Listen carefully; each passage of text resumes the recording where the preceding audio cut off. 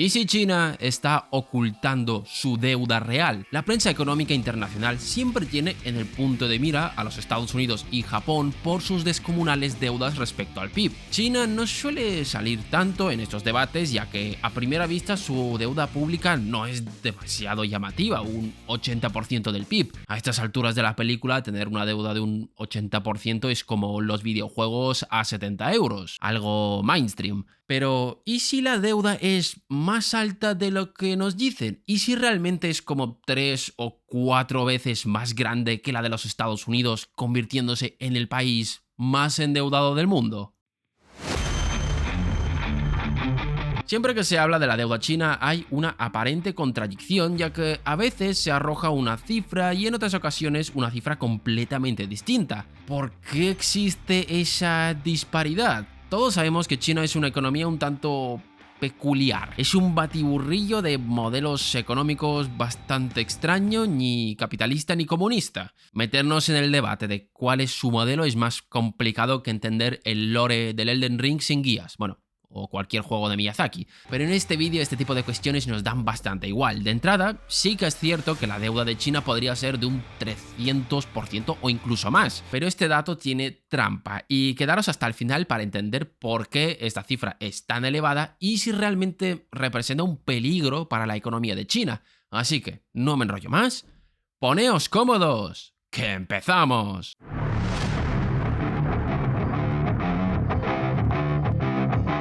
China nos ha estado maravillando en estos últimos años con sus avances tecnológicos. Lo último fue la irrupción de DeepSeek en pleno auge de la IA. Parece ser que China ha encontrado su hueco en el mundo más allá de ser un taller de baratijas. Está creando un sector de I+D bastante potente y sus productos están inundando los mercados. Bueno, a ver, los productos chinos ya inundaron los mercados hace años, pero ahora que algo sea made in China ya no es sinónimo de pésima calidad. Pero para los que seáis lectores del tema sabéis que China atravesó una pequeña crisis existencial en la década pasada, ya que surgían mercados que producían más barato que China, haciendo que su modelo de vender baratijas deje de ser tan rentable y encontraron consolación en el sector inmobiliario. Se emborracharon con el ladrillo hasta inflar una de las burbujas inmobiliarias más grandes de la historia, bueno, más grandes no, solamente la más grande de la historia, que acabó con un episodio que ya muchos conocéis, el de Evergrande. Cuando el gobierno central se dio cuenta de que su economía se estaba volviendo adicta al ladrillo como rusa al vodka para pagar sus penas, decidió intervenir. Y ya sé lo que me vais a decir, ¿cuántos años lleváis ya con esto de la burbuja inmobiliaria en China? Y sí, tenéis razón, pero aquí la culpa la tiene la crisis del año 2008. Cuando pensamos en una crisis inmobiliaria se nos viene a la cabeza el colapso inmobiliario que hubo en ese año, pero una crisis inmobiliaria no suele ser así. Suele ser una crisis lenta y no un desplome tan repentino como hubo en el año 2008. Por poner un par de ejemplos, la crisis japonesa duró del 86 al 91, la de Austin, Texas del 86 al 94, Houston del 83 al 98 o Corea del Sur del 98 al 2006. De la única que habréis oído hablar es la de Japón, el resto ni sabíais que existía. Y esta crisis inmobiliaria china va por el mismo camino. Pero este contexto es importante para nuestro vídeo, ya que parte, o mejor dicho, buena parte de esa deuda oculta viene de esta noche de pasión de la economía china con el sector inmobiliario. Esta es la pregunta importante del vídeo. ¿Cuándo sale Wolverine para Play 5? Vale, no, espera, eso no. Pero ya que os pillo con la guardia baja, si te está gustando el vídeo, dale like y si eres nuevo, suscríbete para no perderte más vídeos de economía. Volviendo al tema, la gran pregunta es, ¿cómo es que hay deuda oculta en China?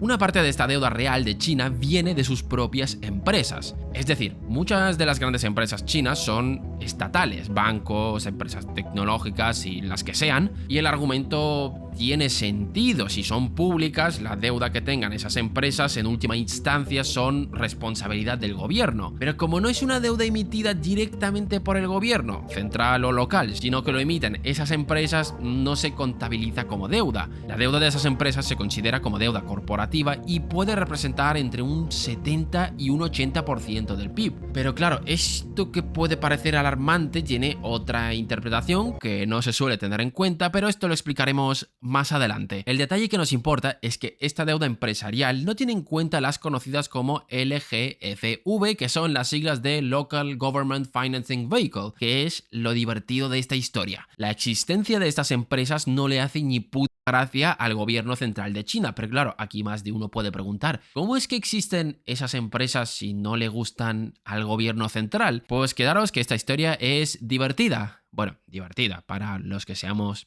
frikis de estas cosas. Voy a morir soltero.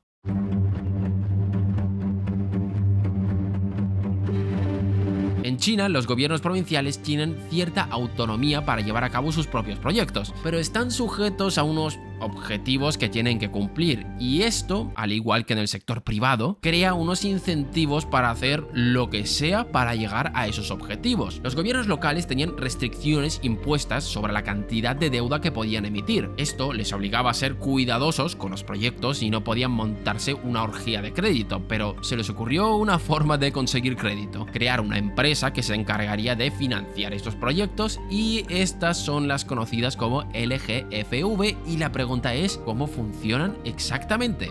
Muy sencillo. Imaginaros que una provincia quiere embarcarse en un ambicioso proyecto para construir un puente, pero ha llegado al límite de deuda que puede tener, así que no puede llevar a cabo la construcción. Por tanto, en lugar de pedir dinero, crean una empresa que será la LGFV. El gobierno local controla todo, nombra a los directivos, les da activos, tierras o algo de dinero para que puedan empezar a operar, y les da instrucciones acerca de lo que tienen que hacer. Estas empresas van al banco y dicen: tengo este proyecto entre manos y está respaldado por el gobierno de esta región. ¿Me prestas? Los bancos les prestaban porque no estaban prestando al gobierno local, sino a esta empresa, pero indirectamente estaban financiando al gobierno local. Esto es lo que se suele denominar como deuda fuera del balance, es decir, deuda del gobierno o de cualquier empresa que no está contabilizada como deuda del gobierno. Pero ahora es cuando viene lo más divertido. ¿Sabéis el peso que tenía esa deuda sobre el PIB? Nada más y nada menos que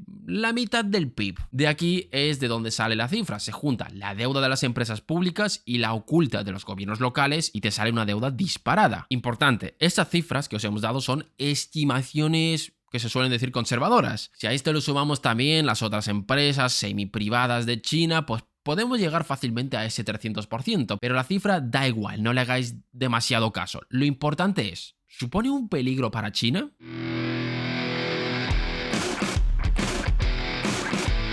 Como siempre os hemos dicho en este canal, cuando analizábamos las deudas de países como Estados Unidos o Japón, es que no hay que fijarnos solamente en la ratio, es decir, el tamaño no siempre importa de la deuda. La deuda sobre el PIB nos indica cuánto debe la economía en proporción a sus ingresos anuales. Una pregunta, los que hayáis cogido alguna hipoteca, ¿cuál es la ratio deuda en función de vuestros ingresos anuales? Seguramente os va a salir mucho más que un 100%, pero aquí es donde viene lo importante. Si hemos incluido a las empresas estatales en el cálculo de la deuda, lo justo es que también incluyamos sus activos. Y aquí es donde los cálculos se vuelven un poco complejos. De entrada, China es dueña de toda la tierra y la arrienda por décadas. En el peor de los casos, podría vender estas tierras para poder pagar esas deudas. Las empresas estatales también tienen un valor, podrían ser vendidas en caso de una urgencia y así conseguir liquidez para pagar esas deudas. Insisto, que aquí nos estamos poniendo en un escenario de fallout económico. Evidentemente, tal y como está constituido el modelo económico de China, privatizar las empresas será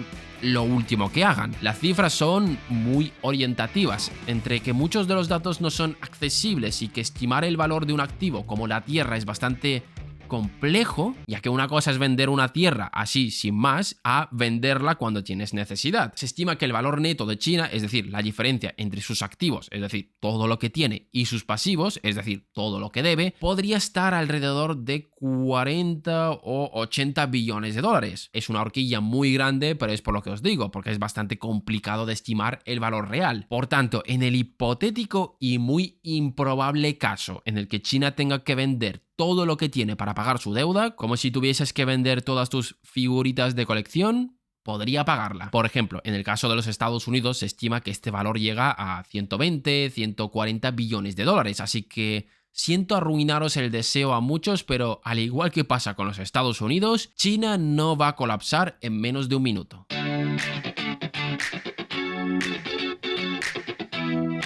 El tema de la deuda siempre es complejo de interpretar. Culpa de esto lo tienen los que van cada 2x3 diciendo que un país va a quebrar en menos de un mes, todo se va a ir al carajo porque la deuda es de más de un 100% del PIB. Y actualmente hay más de una economía que rompe ese patrón. Y en este canal nos hemos encargado de analizar pormenorizadamente todos esos casos. Y China no es la excepción. Y ojo, esto no quiere decir que China puede seguir haciendo lo que le dé la gana, pero de tener un problema a que este problema vaya a molar tu economía, hay un trecho. Lo de las LGFV, China ya lo tiene más o menos controlado. Desde el año 2015 ha intervenido en este negocio. Hoy en día esa deuda sigue siendo muy elevada, pero los gobiernos locales ya no tienen ese hack para endeudarse más. Así que bueno, de este vídeo os lleváis varios conocimientos de economía y la explicación de por qué China tiene una deuda tan elevada. ¿Y vosotros qué pensáis? ¿Conocíais esta curiosidad de China? Os leemos en los comentarios. Gracias por vernos un día más y nos vemos